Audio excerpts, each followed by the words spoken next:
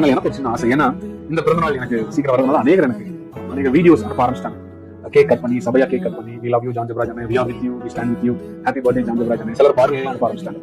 இதெல்லாம் பார்க்கும்போது எனக்கு ஒரு தோணல் உண்டானது.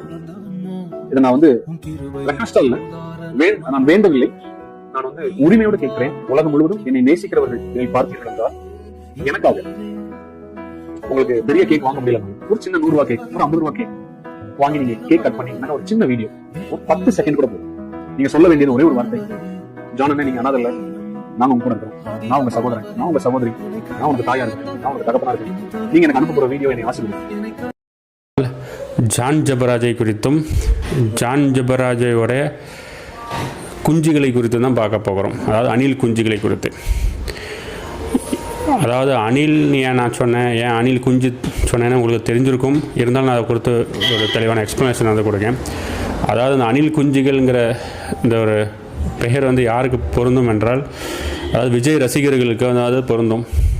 எதற்கு விஜய் ரசிகர்களுக்கு அணில் குஞ்சு என்ற ஒரு பெயரை வைத்தார்கள் என்றால், அணில் என்ன பண்ணோம்னா ஏதாவது ஒரு மரத்து மேலே ஏறிடும், ஏதாவது கம்பத்து மேலே ஏறிடும், ஏதாவது கொடி மேலே ஏறிடும், எங்கேனாலும் சடச்சடன்னு ஏறிடும்.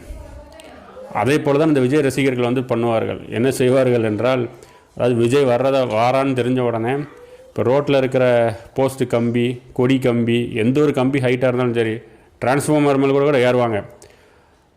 ஏறி டிரான்ஸ்ஃபார்மர் மேலே ஏறினாலும் பரவாயில்ல, நான் எப்படியாவது விஜயை பார்த்துறணும் அப்படின்னு இந்த ரசிகர்கள் ரோடு ஃபுல்லாக ஏறிடுவாங்க மேலே. அதனால தான் அவர்களுக்கு இப்போ என்ன பெயர் வந்தது என்றால் அணில் குஞ்சிகள் என்ற பெயர் யாருக்கு வந்தது? விஜயோட ரசிகர்களுக்கு வந்தது. விஜய் தன்னை ஒரு அணிலாக காண்பிக்கிறார், விஜயோட ஃபேன்ஸுக்கு அணில் குஞ்சுகள் என்ற பெயர் வந்தது. இது எப்படி நடந்து கொண்டு இருக்கிறதோ, மிகவும் கேவலத்துக்குரிய ரீதியாக கிறிஸ்தவத்திற்குள்ளும் இதே போல் நடந்து கொண்டு இருக்கிறது. இவர்கள் முதலாவது கிறிஸ்தவர்களே கிடையாது, இவர்கள் ஒரு சாத்தானுடைய குட்டிகள்.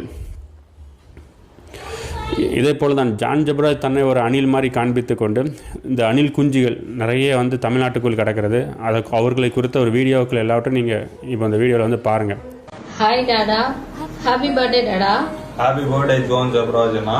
இனிய பிறந்தநாள் நல்வாழ்த்துக்கள் ஜான் ஜெபராஜ் அண்ணா. God bless you.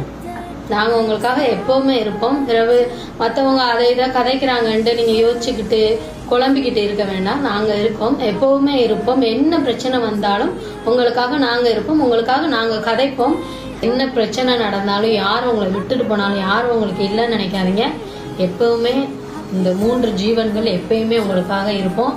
உங்களுக்கு நாங்கள் வாய் வார்த்தையாக சொல்லலை, எங்கள் மனசார நாங்கள் 3 பேருமே சொல்கிறோம், நாங்கள் இருக்கோம். கவலைப்படாதீங்க, எப்பயுமே நாங்கள் இருப்போம். Once again happy birthday. எப்பயுமே